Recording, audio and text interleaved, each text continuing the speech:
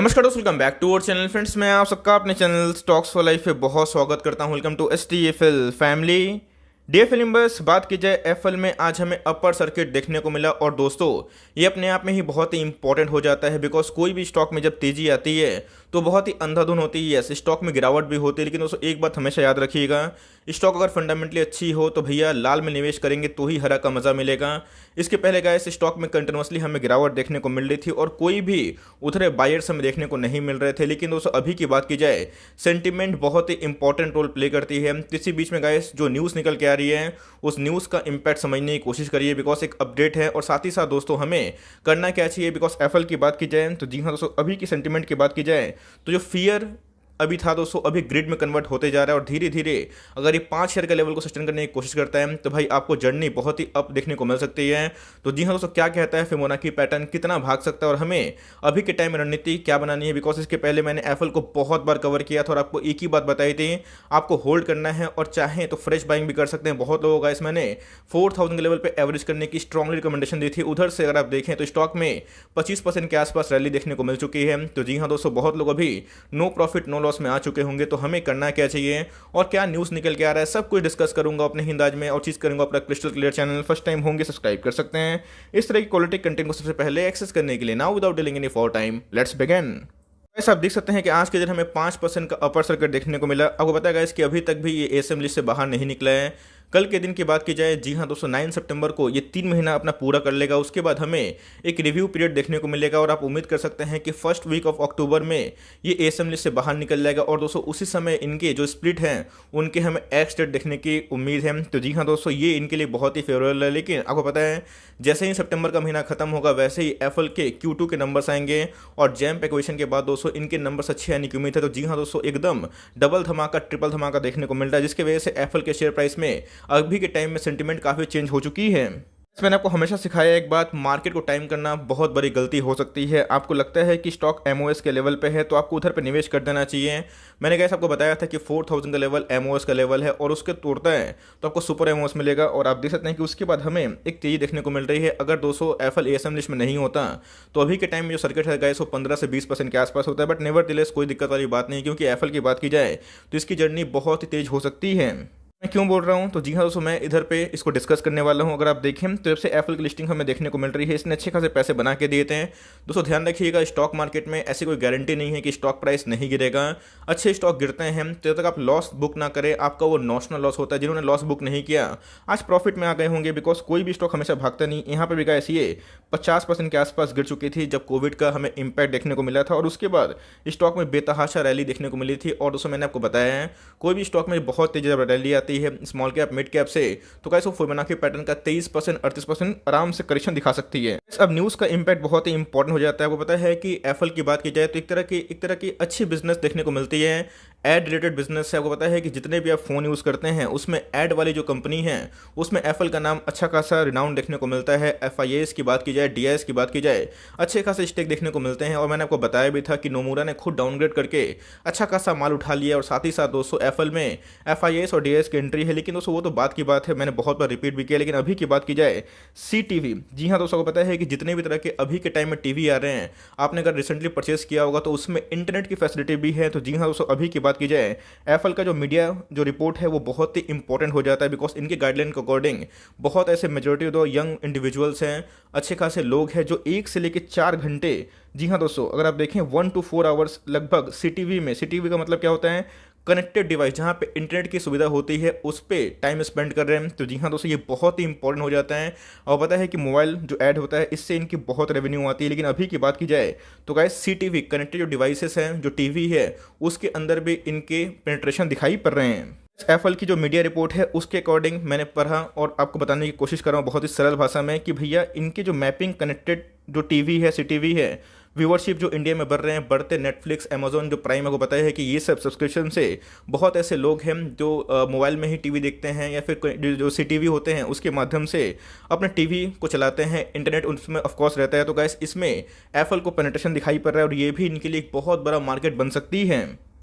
सर्वे के अकॉर्डिंग अगर आप देखें तो इधर पे एक सर्वे कंडक्ट हुआ था जिसके according 78% own a TV, smart TV, and 93% उसमें इंटरनेट का सुविधा हमें देखने को मिल रहा है। तो जी हाँ दोस्तों, ये CTV जो करंट डिवाइस का जो टीवी है, इनके लिए एक बहुत बड़ा मार्केट इमर्ज हो सकता है। I am pretty much sure, अगर आपने CTV अपने घर में इंस्टॉल किया होगा, जो पुराने टीवी को अगर आपने बॉयकॉट करके नए टीवी का अगर आपने इस्तेमाल किया होगा, तो अगर आपके पास इंटरनेट है तो आपने देखा होगा कि पिछले कुछ समय से अच्छे खासे जो ऐड है, टारगेटेड एड्स, वो हमें देखने को मिल रहे हैं। जी हाँ दोस्तों, प्राइवेसी एक बहुत बड़ा कंसर्न है जो अभी तक भी नहीं हुआ है। बिकॉज याद रखिएगा, कोई भी इंटरनेट वाली सुविधा प्रोवाइड लोग करते हैं कंपनी, उसमें एक प्राइवेसी का रिस्क हमेशा रहता है। लेकिन एप्पल के जो मैनेजमेंट ने खुल के बताया था कि इनके जो ऑर्गेनिक ग्रोथ होने वाले हैं वो 25-30% के आसपास है। और गाइस याद रखिएगा, जो कमेंट्री होती है मैनेजमेंट की, वो बहुत ही इंपॉर्टेंट हो जाती है। बिकॉज उस कमेंट्री को सुन के ही बड़े बड़े FIS और DIS पैसा लगाते हैं। तो जी हाँ दोस्तों, एप्पल ने बताया भी था वो अपने सेक्टर को आने वाले 10 सालों में बीट कर सकते हैं। और उनका टारगेट है 10 बिलियन मोबाइल फ़ोन तक पहुंचना।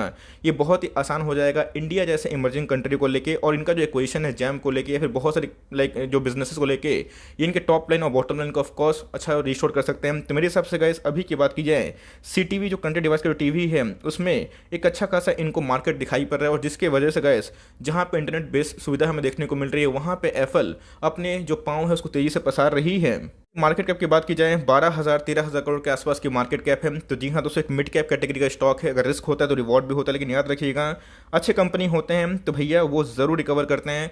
इसके पहले दोस्तों मुझे अच्छे से याद है, जब एप्पल का भाव 6,000 के आसपास था, 6,000 के आसपास, उस समय इनका जो स्टॉक का पी था 135 के आसपास था। तो उधर पे लोग लेने के लिए एकदम पागल थे। लेकिन दोस्तों, जब ये स्टॉक का पी 80 के आसपास, ऑफकोर्स ये महंगा है, कोई सस्ता नहीं है, लेकिन फिर भी लोग इधर पे नहीं है। तो क्यों दोस्तों? तो सेंटीमेंट का एक इंपॉर्टेंट रोल प्ले होता है। मैंने आपको हमेशा बताया है कि कोई भी स्टॉक में निवेश करने से पहले अपनी रिसर्च ज़रूर करें और अपना देखें कि भैया वो स्टॉक आने वाले कुछ सालों में टिक पाएगा या फिर नहीं टिक पाएगा। अगर कंपनी अच्छी रहेगी, मॉडर्न बिजनेस होंगे, तो भैया वो टिकेगा भी और नया वेल्थ क्रिएट करेगा। तो एप्पल की बात की जाए तो इनके जो फंडामेंटल पैरामीटर्स हैं वो बहुत ही शानदार है। ROC की बात की जाए, ROE की बात की जाए, तो वैसे 40% के आसपास हमें दिखाई पड़ते हैं, जो कि फेस वैल्यू अभी 10 है, लेकिन वैसे टूट के बाद में 2 हमें दिखाई पड़ेगा। देखिए दोस्तों, फंडामेंटल हमेशा कंपनी के सेल्स और उनके प्रॉफिट होते हैं। बिकॉज सेल्स नहीं तो प्रॉफिट नहीं, और प्रॉफिट नहीं तो फंडामेंटल नहीं। आपने देखा कि बहुत ऐसे कंपनी टुकड़ों में बढ़ गए। क्यों? तो भैया उनके सेल्स और प्रॉफिट में डिक्लाइन देखने को मिला और बहुत ही भारी भरकम डेट। लेकिन अगर आप देखें तो एप्पल के जो सेल्स हैं आप कंटिन्यूसली बढ़ते हुए देखने को मिलेगा। अगर आप देखें प्रॉफिट की बात, तो जी हाँ दोस्तों, कंपनी के प्रॉफिट भी सालाना हमें अच्छे खासे बढ़ते हुए देखने को मिल रहे हैं। और लास्ट क्वार्टर की बात की जाए तो गैस इन्होंने हिस्टोरिक लेवल के हाई को प्रॉफिट भी दर्ज किया था। और अभी के टाइम में ये बहुत ही अच्छा जो फ्री कैश फ्लो है दोस्तों, उसे बैठे हुए हैं। और ऐसा मेरा मानना नहीं है भैया, ऐसे इनके CEO ने खुद बताया था कि इनके पास अभी के टाइम में सबसे ज़्यादा कैश रिजर्व देखने को मिल जाते हैं। हाल फिलहाल में ही लिस्टिंग वाली कंपनी है, तो बहुत ही पुराना डेटा हमें देखने को नहीं मिलेंगे। अगर आप देखें तो 3 सालों में ही इनके जो सेल्स ग्रोथ है 40% के ऊपर दिखाई पड़ते हैं। प्रॉफिट की बात की जाए तो अच्छे खासे प्रॉफिट मार्जिन भी है। इनके जो बिजनेस है इंडिया में भी काम करते हैं और इंडिया के बाहर में भी इनके बिजनेस हमें देखने को मिलते हैं। स्टॉक प्राइस की बात की जाए तो काफ़ी चल चुका है ऑफकोर्स। लेकिन दोस्तों, इनके जो ROE है इन्होंने बहुत ही शानदार मेंटेन किया है, जो कि 40% के ऊपर दिखाई पड़ जाता है। इनके पास कितना रिजर्व है देखना बन जाता है। तो गैस कंपनी के पास 300 करोड़ के ऊपर रिजर्व है, जो अपने आप में ही और भी होना चाहिए। बिकॉज अगर आप मार्केट कैप को देखें तो तेजी से बढ़ रही है। इन कंपनी की बॉर्डिंग्स की बात की जाए तो उसमें भी दोस्तों हमें इजाफा देखने को मिल रहा है, क्योंकि एप्पल एक लीडिंग कंपनी है जहां पे इनको एक्वेशन करना पड़ रहा है। जैम बबल AI के एक्वेशन के बाद कंपनी अपने जो प्रेजेंस है उसको लैटिन अमेरिका में मजबूत करेंगे। तो जी हाँ दोस्तों, यही सब की वजह से इनके कर्जे तो बढ़ रहे हैं, लेकिन कंपनी के अंदर पूरा ग्रोथ विजिबल है। और लॉन्ग टर्म तक अगर आप इसमें टिके रहें तो भाई आपकी फॉर्चून को क्रिएट कर सकती हैं। होल्डिंग पैटर्न की बात की जाए दोस्तों, तो आप देख सकते हैं कि 59% के आसपास प्रोमोटर का स्टेक है। बहुत लोग बोल रहे थे सर प्रोमोटर अपने स्टेक को कम क्यों कर रहे हैं, उनको पूंजी की आवश्यकता होती रहती है। और आपको मैंने हमेशा बताया है कि 5,200 के आसपास इनके QIP पार्टिसिपेशन देखने को मिल रहे हैं। तो जी हाँ दोस्तों, आज नहीं तो कल ये भाव आना तय था। लेकिन यस, इसमें एक स्प्लिट की भी न्यूज़ थी जिसकी वजह से सेंटीमेंट चेंज हुआ। FIS की बात की जाए तो कैसे उनका पास 18% स्टेक है। DIS की बात की जाए तो 7% का स्टेक दिखाई पड़ता है। पब्लिक की बात की जाए तो कैसे उनके पास भी 14-15% के आसपास स्टेक है। अब करना क्या है, बिकॉज बहुत ही इंपॉर्टेंट प्रश्न आ जाता है। इसके पहले एप्पल में एक कंटिन्यूसली गिरावट देखने को मिल रही थी और उधर पे गाइस बहुत लोगों ने अपने पेशेंस को तो तोड़ दिया था। बहुत लोगों ने तो मुझे अच्छे से याद है गाइस कि कमेंट सेक्शन में बहुत नेगेटिव बातें बोली थी।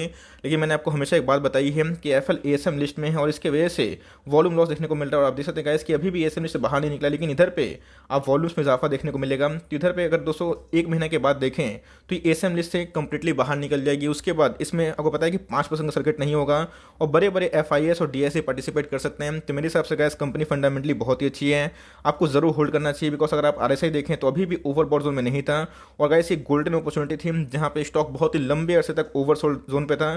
तो गैस मुझे लगता है कि अभी भी देर नहीं हुई, अगर आप निवेश करना चाहते हैं तो SIP की वजह से उठा सकते हो। इसी तरह मैं SIP का नाम क्यों ले रहा हूँ, बिकॉज अगर आप देखें तो स्टॉक में अपने बॉटम से काफ़ी तेजी देखने को मिल चुकी है। 23% का अपसाइड इस कंपनी ने दिखा दिया है। तो जी हाँ दोस्तों, अगर ये कंटिन्यू रहता है तो अपसाइड में 38% को पता है कि जो फिबोनाची पैटर्न है ये दिखा सकता है, जिसका भाव कितना आ सकता है 5320 के आसपास। तो जी हाँ दोस्तों, ये आपका जो शॉर्ट टर्म टारगेट है प्रॉफिट बुकिंग का ये हो सकता है। लेकिन लॉन्ग टर्म की बात की जाए तो आपको जरूर कंटिन्यू करना चाहिए। अगर आपको कंपनी है भरोसा, ऐसा नहीं कि मुझसे इन्फ्लुएंस होकर इधर पर निवेश कर दे। कंपनी अगर आपको अच्छी लगती है, कंपनी में अगर आपको ग्रोथ दिखाई पड़ता है, कंपनी को लगता है कि आने वाले कल में टिक जाएगी, तो मेरे हिसाब से गैस अभी बहुत लोग नो प्रॉफिट नो लॉस में होंगे। तो भाई आप अपना कॉल ले सकते हैं। बिकॉज मेरा जो काम था, जब एफएल बहुत गिर रहा था तब से ही मैं इसको कवर कर रहा था और आपको एक ही बात बताया था कि पेशेंस रिवॉर्ड करता है।